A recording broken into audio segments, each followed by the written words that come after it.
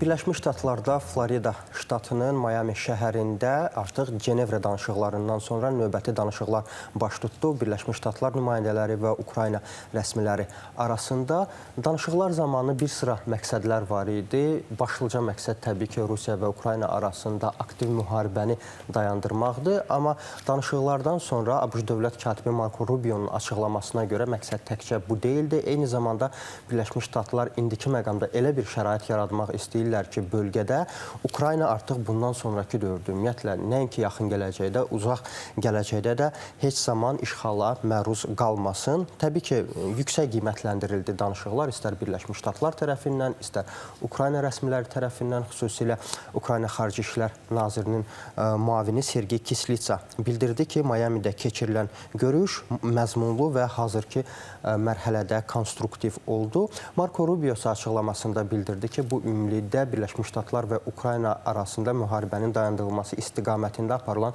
danışıqların davamıdır. Cenevre danışıqlarından sonra və Birləşmiş Ştatlar da kifayət qədər uğurlu adlandırdı bu görüşü. Digər tərəfdən Marco Rubio'nun açıqlamasına görə onlar deməli Rusiya tərəfi ilə də mütəmadi olaraq əlaqə saxlayır bu proses çərçivəsində və Rusiya tərəfinin, Moskvanın, Kremlin mövqeyini kifayət qədər yaxşı anlayır.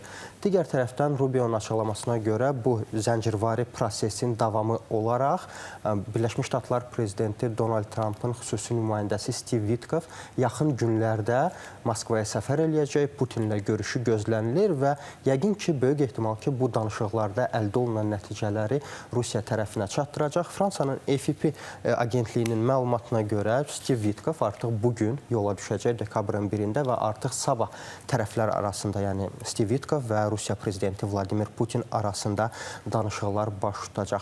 Danışıqlardan sonra Donald Trump da təbii ki, danışıqlara münasibət bildirməyə bilməzdi və jurnalistlərə açıqlamasında qeyd elədi ki, hazırda Ukrayna ilə bağlı razılaşma istiqamətində, ümumiyyətlə razılaşmanın əldə olunması üçün yaxşı şans var. Çünki Miami danışıqlarında Birləşmiş Ştatlar və Ukrayna nümayəndələri dil tapıblar, ortaq dil tapıblar və bu səbəbdən yüksək qiymətləndirilib danışıqlar və ümumiyyətlə bu proses yaxşı gedir. Donald Trump'ın açıqlamasına görə müsbət məcrada gedir.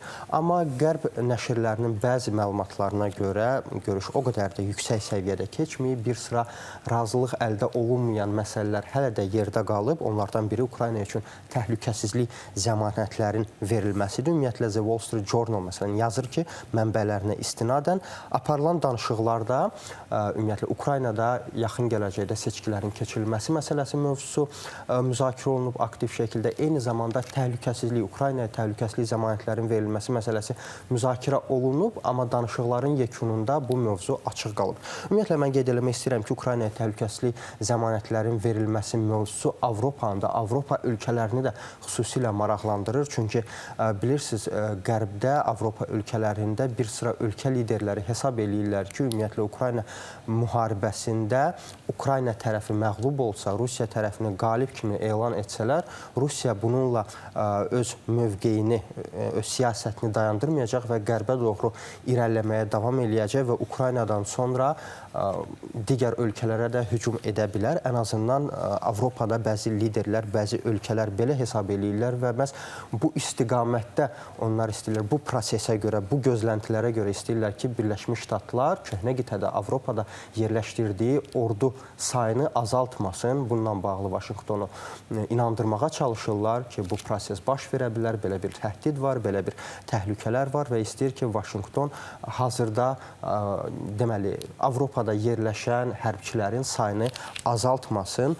Bununla bağlı Bloomberg agentliyi məlumat yayıb. Bununsa bir neçə səbəbləri var. Səbəblərin birini mən qeyd etdim. Digər səbəblərdən biri də Bloomberg agentliyinin açıqlamasına görə ondan ibarətdir ki, hazırda Avropada xüsusilə logistika sahəsində bəzi çətinliklər var. Baxmayaraq ki, Avropa ölkələri müdafiə potensialını gücləndirməyə üzərində işləsələr də, bu mövzu üzərində işləsələr də hələ də logistika və strateji təminat vasitələri ilə bağlı problemlərlə üzləşirlər. Xüsusilə noyabr ayında təlimlər keçirildi. Birləşmiş Ştatlar hərbçiləri, eyni zamanda Avropa ölkələri arasında və Rumuniyada keçirildi bu təlimlər və həmin təlimlərin nəticəsində Avropa ölkələri elə qənaətə gəldilər ki, əgər Rumuniyaya mümkün hücum baş verərsə, Rumıniya 2 həftə ərzində bu bölgədə gərək tək başına vuruşsun. Çünki Rumuniyaya dəstək gələnə qədər hərbi cəhətdən Avropanın digər ölkələrinə qədər təminatla bağlı problem var, logistika ilə bağlı problem var.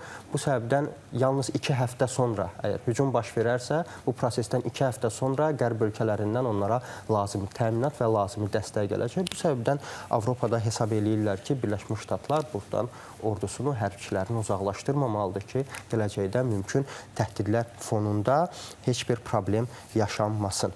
Mən qərbdən keçirmək istəyirəm nisbətən şərqə və qeyd eləmək istəyirəm ki, ötən gün İran vitse-prezidenti İsmail Sahab İsfahaninin ailəsi yol qəzasına düşüb və yol qəzası nəticəsində avtomobildə ümumiyyətlə 5 nəfər olub. İsfahaninin həyat yoldaşı xanımı rəhmətə gedib. Xanımın atası və eyni zamanda 3 dənə uşağı xəstəxanaya yerləşdirilib. Onların vəziyyəti barədə hələ ki dəqiq məlumat yoxdur, amma bizdə olan məlumata görə xəstəxanada müalicələri davam etdirilir. Şərqdən danışmışkən mən yaxın şərqə diqqət çəkmək istəyirəm.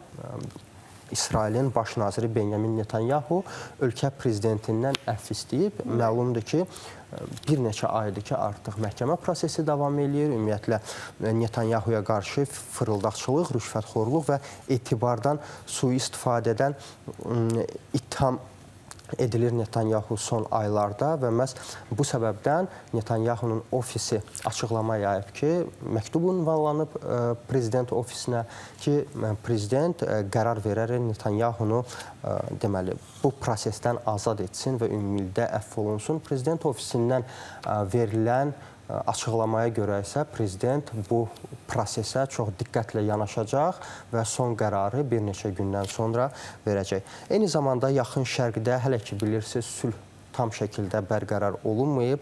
Qəzza zolağında gərginlik hələ də hökm sürür. İsrail Qəzza zolağına hava zərbələri endirib bütün bölgə boyu. Bu barədə Əl-Cəzirə telekanalı məlumat yayıb. Təbii ki, İsrailin bu addımları bölgədə gərginliyin artmasına səbəb olur öz növbəsində, amma bölgədə gərginliyin azaldılması üçün regionda olan ölkələr də öz növbəsində vasitəçi rolunu oynamaq istəyirlər. Bu prosesin yekunlaşmasını istəyirlər, gərginliyin azaldılmasını istəyirlər. Bu prosesdə aktiv şəkildə iştirak edən ölkələrdən biri də Qətərdir və Qətərdə qeyd edirlər ki, İsrail Qəzza ilə bağlı razılaşmanın ikinci mərhələsinə keçidə mane olmamalıdır. Hazırda müəyyən bir maneə var İsrail tərəfindən və İsrail tərəfi qeyd edir ki, 2 girovun cəsədinin hələ də Qəzzada qalması, yəni bəhanə olaraq hazır, səbəb olaraq daha doğrusu bunu göstərirlər İsrail rəsmiləri ki, İsrailin 2 girovunun cəsədi hələ də Qəzza bölgəsindədir və yalnız bu cəsədlər geri qaytarılandan sonra ikinci mərhələyə keçəcəklər, onlar danışıqlar mərhələsinin. Amma Qətər Xarici İşlər Nazirliyinin açıqlamasına görə bu proses üzərində Qəzza nümayəndələri işləyirlər fəal şəkildə və bu cəsədlərin deməli İsrailə təhvil verilməsi istiqamətində addımlar atırlar ki, İsrailin bundan sonra bu ikinci mərhələyə keçid üçün hər hansısa səbəb, maneə üçün hər hansısa səbəbi qalmasın. Dostlar, məndən bu qədər. Çox sağ ol, çox təşəkkür edirik. Hər tərəfli bir məlumatlar çatdırdın. Çox sağ ol. Mən də sizə təşəkkür edirəm. Hörmətli izləyicilər, regionda və dünyada baş verən proseslərdən kənar qalmamaq üçün mütəmadi olaraq xəbərin zamanını izləməyi unutmayın. Sağ olun, salamat qalın.